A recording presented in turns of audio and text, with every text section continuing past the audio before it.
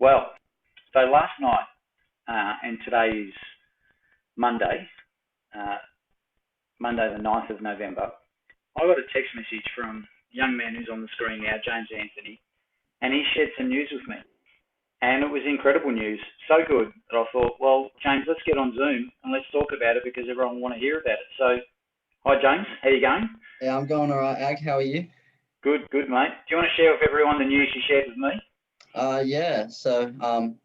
I got an offer from a Italian cycling team about a month ago, and I accepted it last week. So yeah, planning on going over next year to race the 2021 road season in Italy. That's amazing news, mate. What's the name of the team? It's called GB Junior Team. It's named after the manager Gianluca Bortolami, who was a Well, big time ex-pro in the 90s. Yeah. yeah, and your pronunciation of his name's pretty good too. I'm sure it'll get better when you're over in Italy, and we'll talk about that in a sec. But just a bit of history for you, because I know that your kids just don't understand history enough, right? So, Yeah. Bortolami was a great bike rider, unbelievable. Won the 2001 Tour of Flanders, but he also finished in a really famous Paris-Roubaix. He came second in that race to the Mhm. great Johan Museeuw, who's the Lion of Flanders. So he's a three-time winner of Roubaix and also the Tour of Flanders. So he came second to him, and his teammate was in that race as well, Andrea Taffi. So it was a 1, 2, 3 for Mapai, and Yeah. who are connected to this team that you're going to. So there's a real connection there, and it's great to understand that the legend that you're going to. He's an incredible bike rider, and in 1994 he won stage of the Tour de France, won the Leeds International Classic and the Zurich Championship in the same week. Those two races. Yeah. With no Leeds, of course, because he spent some time in the UK. And he had a win in a World Cup too. So I mean, it's just a great opportunity for you, James. Congratulations. Thank you, Ag. Yeah, it's really cool. I wasn't really expecting, it to be honest. I'd hoped something had come out of all the work I've put in, but Yeah. it's really amazing. Yeah. So how did it happen? Do you apply for something like this, or do they come to Oh, you, or how does it no, work? well, I actually applied for British Cycling held applications for their junior academy in April. So I applied for that, and I got a email back from them in July or sometime saying that they were going to give me a guest trial, a guest ride for them in the 2021 season. So I was thinking, mainly as the British squad was track, I was thinking, oh, if I'm over there in Europe already, may as well try and get onto a road team as well. So I sent emails to lots of under 19 teams around Europe in different countries, just hoping I'd get a few replies. And I got three. I got one from a Spanish team, a Belgian team, and an Italian team. And from the from recommendations from my coach and peers around me and everyone, I decided to take the Italian one. Seemed the best offer to take. Yeah. So Yeah. Well, I mean, usually the Italians are yeah. pretty much spot on, right? So it was a good choice. But look, I love the fact that you were proactive and you emailed a lot and you did what you did with British cycling too. I mean, you're a British citizen having lived there, and that's probably an experience now that you're grateful for having spent. Was Yeah. it 2 years that you were there? No, we were there for just under a year, really. So it Wow, is that all? yeah, it wasn't that long. It felt like a lot longer. Um, yeah, but it was when I was there, obviously I was 14, 15, so I didn't really enjoy it that much, moving away. But now, because I was over there and in that system of cycling and everything, if I wasn't over there, I wouldn't have applied for the position that I did in the organization and stuff in the squad.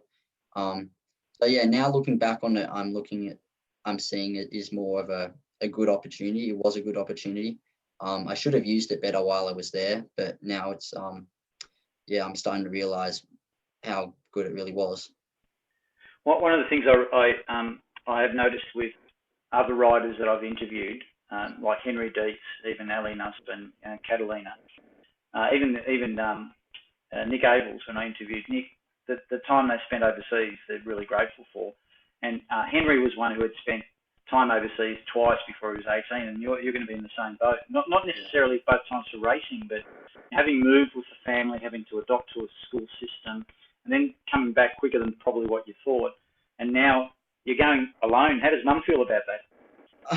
Mum's a bit worried. She's a bit onto me now. She says I have to learn to cook and start cleaning and everything.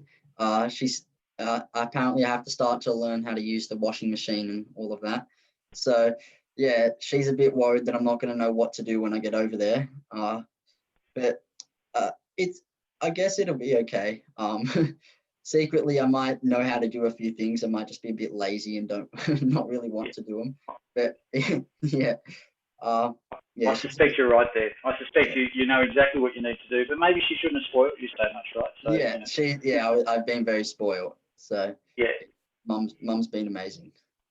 So when do you go? So I'm aiming. They've asked me to come across from April to October time. So, just about the full road season of next year. Yeah. I could have left a bit earlier, but I was talking to them and I was explaining that nationals in Australia for road and track are in March and February, so I didn't really want to miss that. So yeah, after end of term 1 next year, after Easter, I'll be trying to head over. That's worked out quite nicely, and obviously they're having a second, maybe third wave of COVID now, and hopefully that's done and dusted too by then, and countries have learned how to adapt and work around these sorts of things. So it seems like the timing's good. You mentioned term 1. What's going to happen with school? You know, as a year 11, you'll be year 12 next year. How does that work? So I've looked into it and I'm planning on doing year 12 over 2 years. School's been really helpful with it all. I was talking to them about it and they pushed me to do that as well. It'll relieve like a lot of the workload that I'll be doing. So instead of doing 5 subjects next year, I'll do 3 next year and 2 the year after. So it'll just break up the amount of work I'm having to do while I'm over there. So yeah, it'll be a bit different. Be a bit weird not graduating with all of my mates and everything. But I guess it's the sacrifices you have to make if you want to do anything in the sport. Yeah. Absolutely, and I think 2020's taught us that there's really going to be no tradition for a lot of things, and most things have changed anyway. So, you know, the important thing is that you make your own luck, and that seems to be what you've done in this case, which is good. You mentioned talking to coaches before, and who is your coach, and for how long? Nate, I've been coached by Nathan Elliott now, a Brunswick member himself, for about just over a year and a half, I believe. Yeah. So I got in contact with him at the Ararat Tour last year as under 17, just trying to get back to my fitness after being in England because I had a lot of time off the bike. Yeah, and he's been amazing. He's so laid back about everything, and he's really easy to talk to. He understands, especially being a teenager and everything. He was a teenager. He understands schooling and all the stress with that and everything else you have to do. So he's really laid back. He understands all the work-life balance and stuff like that. So he's been really good to have in my corner to help me get to where I am now. Yeah, that's good. And yeah, I do remember when you came back and you hadn't been on the bike for a while, and you also had a few knee injuries and a couple of niggles like that. How are they now? How's your body? Yeah, it's been really good. I go to the physio now about once a month just to just make sure everything's all good, just for checkups and everything. I was off for about 2-3 months at the start of the year. So it was a bit of a letdown because I missed out on doing under 19 nationals in January, which I really wanted to have a go at. But now it's not really, can't really change much now. I just have to look towards the future and try my best at it. I think you'll have people around you that will remind you of that. People like Cam McFarlane always talk about that your life as a cyclist really starts now, and you may regret not having competed in certain events and beat yourself up about it, but it's really not that big a deal, especially when you look back, you know, in 2 or 3 years' time, having been in Europe and having, you know, put 1 or 2 intense racing seasons under your belt. Who knows what happens after that? And at the very least, that's probably as big an experience than doing nationals. You know, like it's going to be awesome when you think about it. You're going to have to brush up on your Italian, obviously, and we're going to test you out in a minute, right? Because I had a look. This is the 2020 team, so it might change. But you're Yeah. going to be in a team with names like Valerio, Villa, Rancilio, Portigigliati, Poggi, Milani, Anthony. Yeah, okay, I can see it. You're not going to change your name to Antonio because that doesn't make sense. You don't translate No. your surname. But James can be Giacomo. So can you say Giacomo for me? Giacomo. Can you say Mi chiamo Giacomo? Mi chiamo Giacomo. That's it. My name is Giacomo. So you're on your way, right? So we'll compare it next time we interview you because we'll see how much more fluent you are. If you're familiar with the great cycling film Breaking Away, which was in the 70s, and if you're not, you should watch it. In fact, everyone should watch it. He teaches himself Italian, but also gets into opera. His dad is mortified when he's shaving his legs. You've crossed that bridge already. That's fine. But you know, it's a whole lot of fun becoming an Italian, mate. Some people are born from Italian origin, others just get it later. It's okay. You'll be good. You'll be just like all of us. You'll even know how to cook pasta. Be able to teach mum. Yeah. Yeah. That'll be I reckon that'll be the coolest experience, just going over to live in a different place. When we were in England a few years ago, we went to Italy a couple times, and it was a really nice place to holiday in. I'm hoping it's as nice a place to live in. I guess I'll have a bit of homesickness and I'll miss people and everything, but I know I'm coming back and all of that in October, so I'll just make it the best experience I can. Of course. Yeah. I mean, you're always going to miss people. You wouldn't be human and they'll miss you, right? Yeah. But you're going to be in a good spot. Is it Milan where you're going to be? Yeah, so I'm based in a town called Castano Primo. It's about 30 kilometers northwest of Milan. So it's not far away really. It's really good. It's about an hour's ride away from the Italian Alps as well. And so it's in a really good spot. I'm really lucky. Yeah. I think a lot of people will be quite jealous, actually. Yeah, it's going to be really good. Living on the western suburbs of Melbourne, there's no hills whatsoever. So from going over from here to over there where there's hills just 30 k's away, it's going to be something else. You do realise too that they don't put pineapple on pizzas in Italy. Oh no way! I don't have pineapple on pizzas here anyway. That's just checking, mate. You know, because that is something that it's a deportable offence. So you've got to be careful not to ask for anything like that, and probably not too much milk in your coffee, right? So don't start talking about weak flat whites or anything like that. Okay. It's a macchiato. That's the weakest one you have, or else you have a double espresso. It's a great way to start. I'll make a note. I'll give you some notes before you go. So on the website, there's a profile of every rider, right? Yeah. And it's a really interesting experience for somebody who doesn't understand Italian. So I was lucky because I don't have to translate it into English. If you translate those questions, they're actually wrong. Like, for example, who's your favourite rider is translated to who's your favourite runner.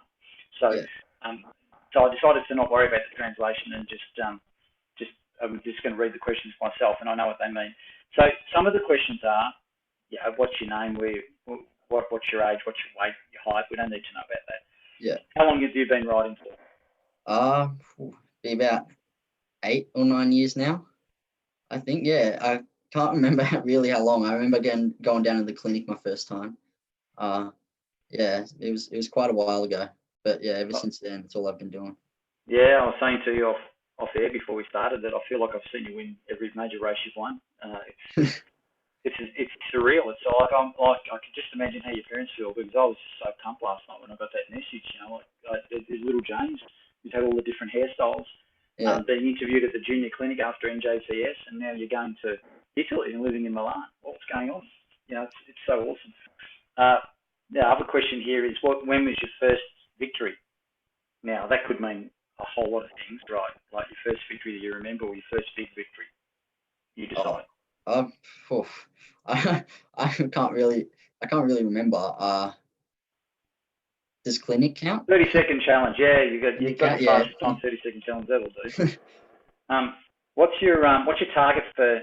Well, this is 2020, but what would be your target for next year? Like, you're going over there, but you've also got, like you said, the February and March here, right? So the timing's quite good. So obviously you've got some goals before you leave as well. Yeah. So I'm been training up until I found out that I got offered a spot on European team.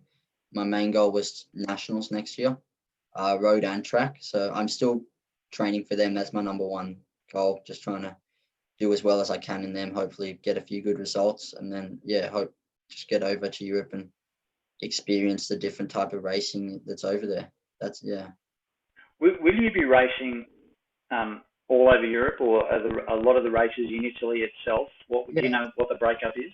So they do a lot of majority of races in Italy. They do all the they do a lot of UCI under 19 races in Italy, and those ones are quite highly respected in the European cycling community.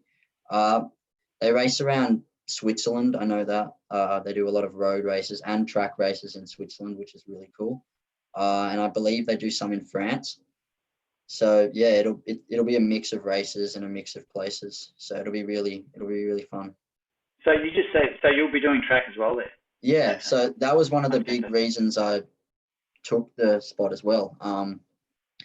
They said they do a lot of track in the summer as well. So they go over to Aigle, where Catalina was staying for a few years as well. They do track racing over there. They do track in Milan weekly, and so there's a lot of track going on. So yeah, that was a big decision for me. A big influence for me to choose that. Yeah. Yeah, and speaking of Catalina, and of course Sarah will be in Europe next year, and Mitch might still be there too.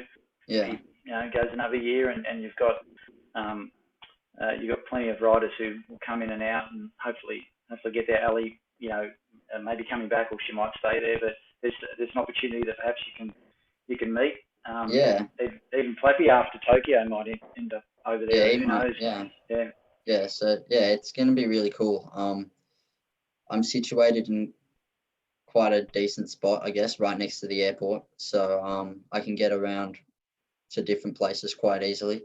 So hopefully I can, on a free weekend or something, I can try and see someone else from Brunswick or around that I know.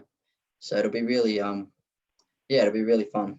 And the Giro will be on in May when it should be, and that'll be enormous too. Like that'd be exciting. Yeah, have you seen the stage of the Giro before? Yeah, so 2018, we went over to the Dolomites and watched a few stages. We watched Chris Froome win up Mount Mont Zoncolan. We were there for one of those stages, and I caught up with Mitch over there and had a big chat with him before that stage. So it was incredible. The Giro is probably the best Grand Tour to go see. It's the most accessible to the riders. Italy's by far the nicest place out of the three places to go to. So it was so fun. It was surreal. Yeah. Yeah, it's certainly on my bucket list to go there. A few more questions that are here. When you're riding, what do you think of? What's your little, most of the time, if I'm riding by myself, I just like to be out. It's okay. Sometimes when I ride with Henry or Gus, we have a little competition to get to whoever gets to a 60 sprint first gets points. So most of the time I'm thinking through my head, I got to look out for all the 60 signs and make sure I beat Henry or Gus to the signs and get more points than them. So that's probably the biggest thing that goes through my head when I ride. Yeah. It's funny because I reckon most of us have those little silly goals, and and for some of us, that's all we win. Yeah. Someone like me. Who's your favourite rider? At the moment? Simon Clark, big time. Yeah. I met him at the Vuelta a couple of years when I was in England. And I've met him a few times when he was back over in summer. And he was a big part of me picking this team as well. I got in contact with him, and he spoke to the manager of the team and put in a good word for me and things like that. And because he can speak fluent Italian, he could translate a lot of the things that they couldn't really say over email. So I got in contact to him with that, and so he's my favorite rider, and he's got a big influence over me with my bike riding and my career now. So he's helped me out a lot already. Yeah, excellent role model. Married to an Italian too, so that helps if he's fluent Italian too. Yeah. I reckon we've covered enough, because this is an off the cuff, not impromptu, but this came about last night because of the great news, and I'd rather do it this way, because I think there'll be a lot of people watching who'll be extremely proud of you, really happy for you. And the great thing is that between now and then, mate, you've got some status. Like, you'll turn up on Thursday night at Motor Pace, and people will have seen his video and they go, "Oh, that's James Anthony. Wow, can I have a photo?" With a mask, of course. Yeah. But I just think it's great that we let people know, and you should be really, really proud of yourself. And I love the fact that you're organised, you were proactive, you're thinking about your school. I mean, all the things that we tell kids to think about. You're a young man who's thought it through, and you might have to have plan A, B, or C to get there, depending on the situation. We discussed that off air. But we'll catch up before you go too. There's a few other things that have to happen before there, and this is not the last time. So, mate, thank you. Is there anything you want to say to finish off? Yeah, I'd like to thank Mum and Dad, obviously, for letting me go at this stage. I'd like to thank my coach Nathan for getting me there. I'd like to thank him big time. I'd like to thank school for being so flexible about it. I'd like to thank Cam. Cam's helped me out a lot with training for nationals, with moto and time trials and everything. So yeah, big thanks to Cam, and big thanks to the club for always being there. Yeah, with everything really, training, racing, just supporting me all the time. Yeah. On behalf of that club, you're welcome. And we've got, we're right back into it now. We've got junior clinics starting on Sunday, Motor Pace junior training started. We've got rides, social rides all over the place. It's just going nuts. We'll introduce some mountain bike rides soon too. That's on the cards, and a women's only ride, which you can't do. There's a lot of things happening, and it's because we've been able to lean on people like you as they get older as well, who still love the club. So the fact that you still mention it, and what top are you wearing there, mate? Oh, what was it? My NJTS Brunswick. Yeah, Brunswick NJTS shirt. Yeah. Love it. Brings a tear to my eye. It's a great way to finish. James, thanks so much. See you on Thursday night, and for sure. see you around. Cheers, buddy. Thanks, Ag.